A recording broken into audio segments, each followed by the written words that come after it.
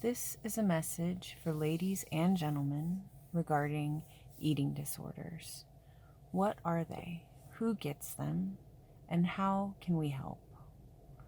Anorexia nervosa and bulimia nervosa have gotten some attention from the media, especially social media, so we all have heard of them. But what are these diagnoses? Anorexia nervosa is described as restricting energy or food intake relative to the requirements of your body. Also, significantly low body weight. Significantly means less than the minimum normal or the minimum expected weight. It also includes intense fear of gaining weight or getting fat, even though you are at a significantly low weight. It also includes disturbance in how you experience your weight or the shape of your body and how you evaluate yourself because of your weight or the shape of your body. Finally, anorexia nervosa includes not recognizing how serious your low body weight is. Bulimia nervosa has to do with repeatedly binge eating. Repeatedly meaning at least once a week for a period of 3 months.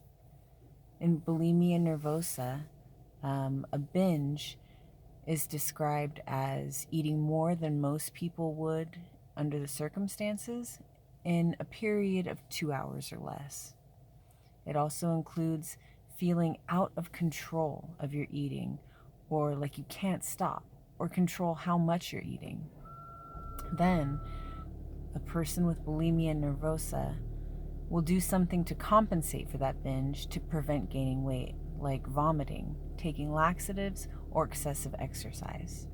Like anorexia nervosa, bulimia nervosa leads people to evaluate themselves according to their body shape or their size. Anorexia and bulimia are still very common among young women and girls, but also among young men. It might look different for men than it does for ladies.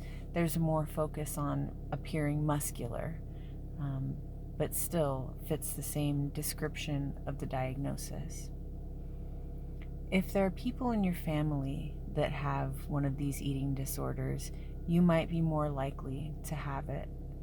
It can also be associated with your brain function and your chemistry. Family dysfunction, an ideal of being thin, perfectionism, negative body image and emotion, and sexual abuse can all be contributors to developing anorexia nervosa or bulimia nervosa.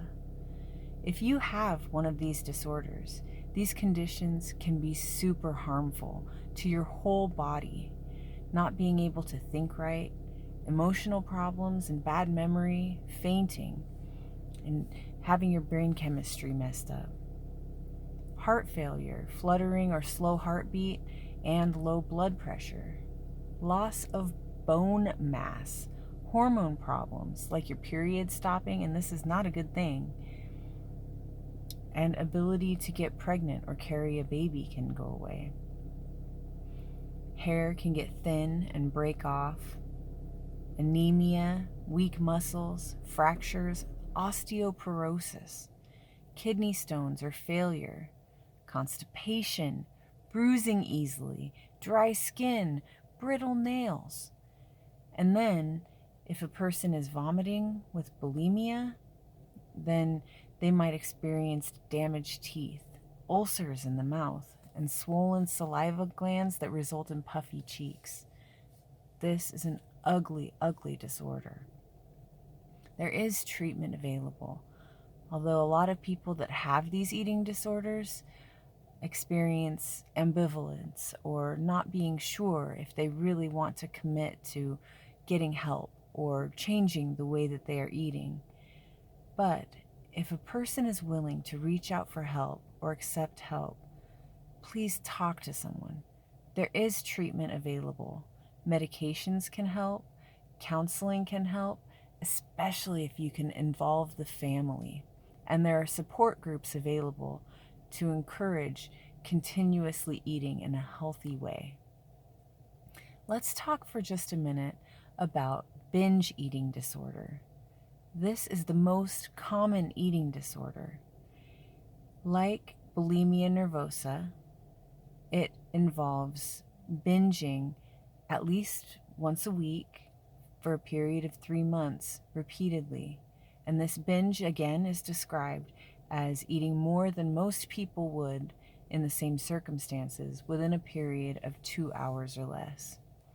Again, like bulimia, there is a feeling of being out of control of what you eat, like you can't stop or control how much. This might include eating faster than normal, eating until uncomfortable, eating a lot when you're not hungry, hiding what you eat or feeling embarrassed by how much, and feeling disgusted or depressed or guilty about how much you eat.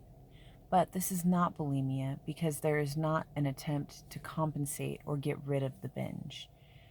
So this tends to lead to obesity or being overweight. Many things can contribute to this eating disorder. Genetic predisposition and hormonal issues can contribute to weight gain. Cultural and family influences can make it harder to control what you eat. And stress can lead us to seek comfort foods. But again, like the other eating disorders, treatment is available. Counseling and support groups can help. For some people, medications or even surgery are possible options. Finally, with these eating disorders, particularly with binge eating disorder, practicing lifestyle changes can make a difference. There are many people experiencing these disorders, and there is help.